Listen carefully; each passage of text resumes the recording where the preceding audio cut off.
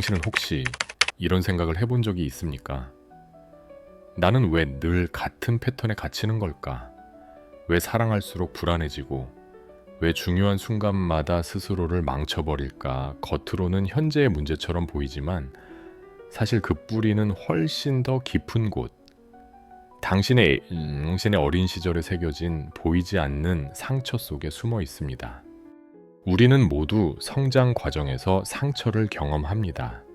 부모의 무심한 한마디, 버려질까 두려웠던 기억, 칭찬을 받기 위해 억지로 웃어야 했던 순간, 울음을 삼켜야 했던 밤들.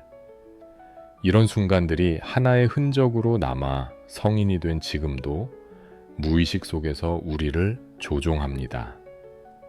칼 융은 이렇게 말했습니다. 당신이 무의식을 의식하지 못하면 무의식은 당신의 삶을 지배하며 당신은 그것을 운명이라고 부른다. 어린 시절의 상처, 즉 영혼의 상처는 바로 그 무의식의 그림자입니다. 당신은 아마도 스스로도 의아했을 것입니다. 왜? 나는 자꾸 같은 유형의 사람에게 끌릴까? 왜 나는 충분히 잘하고 있음에도 늘 불안할까? 왜 나는 버림받을까? 두려워, 상대에게 집착할까? 이것은 당신이 약해서가 아닙니다. 그것은 당신의 내면에 아직 치유되지 않은 어린아이가 살아있기 때문입니다. 그 아이는 지금도 여전히 누군가의 인정, 누군가의 사랑, 누군가의 품을 갈망하며 울고 있습니다. 오늘 이 영상에서는 바로 그 주제를 깊이 탐구합니다. 우리는 어린 시절에 형성된 5가지 주요한 영혼의 상처를 살펴볼 것입니다. 그것은 버림받은 거절 비교, 억압, 그리고 인정 결핍입니다. 이 상처들은 자라면서 성격이 되고 선택이 되고 관계의 패턴이 됩니다. 그러나 치유는 언제나 가능합니다. 칼 융은 말했습니다. 빛은 어둠 속에서 가장 잘 보인다. 상처는 단순히 고통이 아니라 당신이 자신을 더 깊이 이해하도록 부르는 신호입니다. 첫 번째 상처는 버림받음의 상처입니다. 어릴 적 부모가 곁에 없었거나 정서적으로 지지받지 못했을 때 아이는 깊은 외로움을 느낍니다. 이 상처는 성인이 된 후에도 남아 관계에서 끊임없이 불안을 만듭니다. 사랑을 받으면서도 언젠가는 떠날 거야 라는 두려움이 따라다니고 그 두려움 때문에 지나치게 집착하거나 상대를 시험하게 됩니다. 심리학적으로 이것은 애착의 불안으로 설명되지만 더 깊은 차원에서는 내면 아이가 여전히 버려질까봐 울고 있는 것입니다. 두 번째 상처는 거절의 상처입니다. 아이의 존재 자체가 충분히 환영받지 못했을 때 아이는 자신이 결함이 있다고 믿게 됩니다. 성인이 된 후에도 이런 사람은 다른 이의 시선에 지나치게 민감합니다. 작은 비난에도 무너지고 거절당할까 두려워 자신의 진짜 모습을 감춥니다. 나는 있는 그대로의 나로는 사랑받지 못해 라는 무의식적 신념이 평생을 따라다니는 것입니다. 그러나 이것은 진실이 아닙니다. 그것은 단지 어린 시절에 형성된 잘못된 내적 목소리일 뿐입니다. 세 번째 상처는 비교의 상처입니다. 어릴 적 형제와 늘 비교당했거나 다른 아이와 견주어 평가받았던 경험은 아이의 자존감을 깊이 훼손합니다. 성인이 되어도 그는 자신을 있는 그대로 보지 못하고 끊임없이 타인과 자신을 견줍니다. 칼 융의 이론에서 이는 그림자 투사로 나타납니다. 자신 안의 가치를 보지 못하고 타인에게 투영하는 것입니다. 이 비교는 끝없는 결핍감을 낳고 자신을 끊임없이 갉아먹습니다.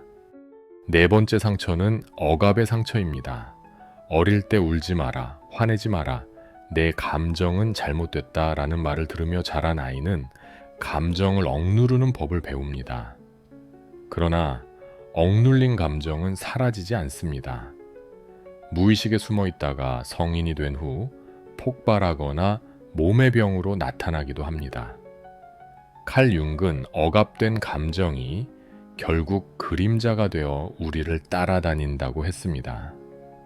감정을 억압하는 습관은 우리를 단절시키고 진정한 나로 살아가지 못하게 만듭니다.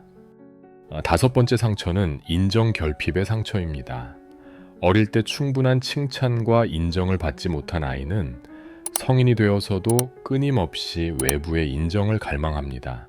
칭찬을 받으면 살아난 듯 기뻐하지만 비난을 받으면 하루 종일 무너집니다. 그 중심에는 나는 혼자서는 가치 없다 라는 잘못된 신념이 자리 잡고 있습니다. 그러나 진짜 가치는 외부가 아니라 내면에서 비롯됩니다. 이 상처를 치유할 때 우리는 비로소 자기 자신을 주인공으로 살아갈 수 있습니다. 당신이 이 5가지 상처 중 어디에서 깊은 울림을 느꼈든 그것은 우연이 아닙니다. 그것은 당신의 영혼이 지금 바로 치유를 원하고 있다는 신호입니다. 우리는 모두 상처를 가지고 있습니다. 그러나 상처는 단순한 고통이 아니라 성장의 문을 열어주는 열쇠입니다. 이 영상의 후반부에서는 우리가 더 어떻게 이 상처들을 직면하고 이해하고 치유할 수 있는지 구체적인 방법을 다룰 것입니다. 칼융의 그림자 통합 과정, 자기자비의 실천 내면 아이와의 대화, 그리고 감사와 현재 중심의 삶을 통해 어떻게 과거의 족쇄에서 벗어나 자유로워질 수 있는지를 함께 살펴보겠습니다. 지금 당신 앞에 있는 길은 2가지입니다. 과거의 상처에 계속 끌려다니며 희생자로 살 것인가, 아니면 그 상처를 성장의 교사로 삼아 삶의 창조자로 살 것인가. 오늘 이 시간 우리는 그 선택을 함께 마주할 것입니다. 이제 우리는 5가지 주요한 영혼의 상처, 버림받음, 거절, 비교, 억압, 인정, 결핍가 어떻게 형성되고 성인이 된 지금까지도 우리를 지배하고 있는지 살펴보았습니다. 이제부터는 이 상처들이 구체적으로 어떻게 삶 속에서 모습을 드러내는지, 그리고 칼 융의 심리학적 통찰을 통해 어떻게 그것들을 직면하고 치유할 수 있는지를 깊이 탐구하겠습니다. 첫 번째, 버림받음의 상처. 당신이 어린 시절 부모의 부재 혹은 정서적 무관심을 경험했다면 그 기억은 내면 깊숙이 새겨졌을 것입니다. 성인이 된 당신은 관계 속에서 늘 언젠가 떠날 것이다 라는 불안을 안고 살아갑니다. 사랑받으면서도 안심하지 못하고 오히려 상대를 시험하거나 집착하게 됩니다. 이는 애착 이론에서 불안형 애착으로 설명되지만 융 심리학적 관점에서 보면 내면 아이가 여전히 두려움 속에 울고 있는 것입니다. 치유의 길은 그 아이를 외면하지 않고 품어주는 데 있습니다. 매일 거울 앞에 서서 이렇게 말해 보십시오. 나는 너를 버리지 않아. 나는 너와 함께 있어. 이 단순한 언어는 무의식을 어루만지고 내면의 외로움에 새로운 길을 열어줍니다. 2번째, 거절의 상처. 너는 왜 이렇게 못하니? 너는 왜 태어나서부터 문제야? 이런 말을 들었던 경험은 아이의 영혼에 칼날처럼 남습니다. 성인이 된 후에도 작은 비난에도 크게 무너지고 사람들의 눈치를 보며 자신의 진짜 모습을 숨깁니다. 무의식 속에는 나는 있는 그대로의 나로는 사랑받을 수 없다 라는 신념이 자리 잡고 있기 때문입니다. 융은 그림자를 통합해야 한다고 강조했습니다. 거절의 상처는 바로 그 그림자의 일부입니다. 치유는 진실을 다시 새기는 것에서 시작됩니다. 나는 존재 자체로 가치가 있다.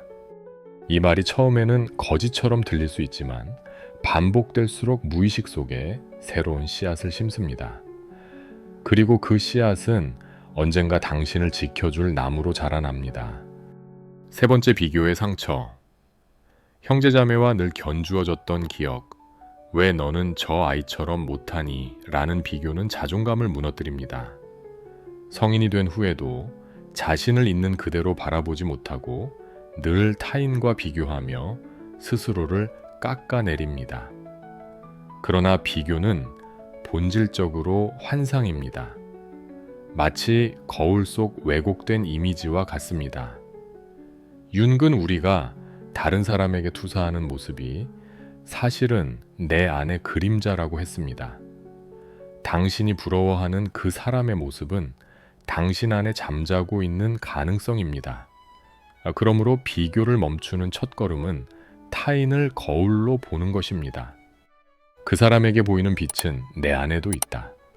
이 인식이 시작될 때 비교는 더 이상 상처가 아니라 가능성의 신호가 됩니다. 네 번째, 억압의 상처. 어릴 때 울지 마라, 화내지 마라, 너의 감정은 잘못됐다 라는 말을 들으며 자란 아이는 감정을 억누르는 법을 배웁니다.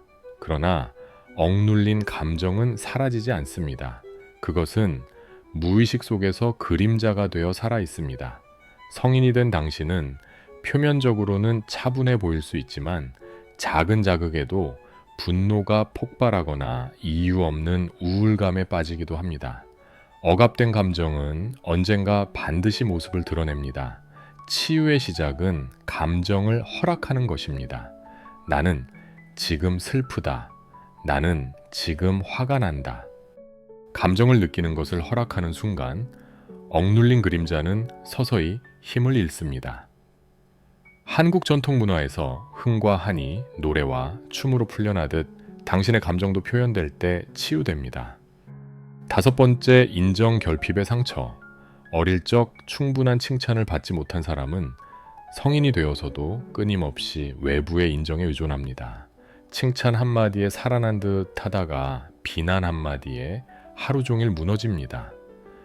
무의식 속에는 나는 혼자서는 가치가 이제 없다 라는 믿음이 자리하기 때문입니다. 그러나 진짜 가치는 외부에서 오는 것이 아닙니다. 그것은 당신 내면에서 이미 존재하고 있습니다. 윤근, 자기 실현의 길이 내면의 중심을 발견하는 과정이라고 했습니다. 치유는 자기 안의 목소리를 다시 찾는 것입니다. 매일 이렇게 선언해 보십시오. 나는 나의 삶의 주인이다. 나의 가치는 외부가 아니라 내 안에 있다. 이 말은 무의식에 새 언어를 새기고 당신을 자유롭게 만듭니다. 이 다섯 가지 상처는 단순한 과거의 기억이 아니라 지금 이 순간에도 당신의 감정과 선택을 지배하는 무의식의 힘입니다. 그러나 칼융의 심리학이 말해주듯 치유는 상처를 없애는 것이 아니라 그것을 의식화하고 품는 데 있습니다. 상처는 적이 아니라 더 깊은 자기 자신으로 가는 문입니다. 이제 우리는 각 상처의 본질을 이해했습니다. 다음 단계는 그 상처들을 어떻게 치유할 수 있는지 구체적인 실천을 살펴보는 것입니다.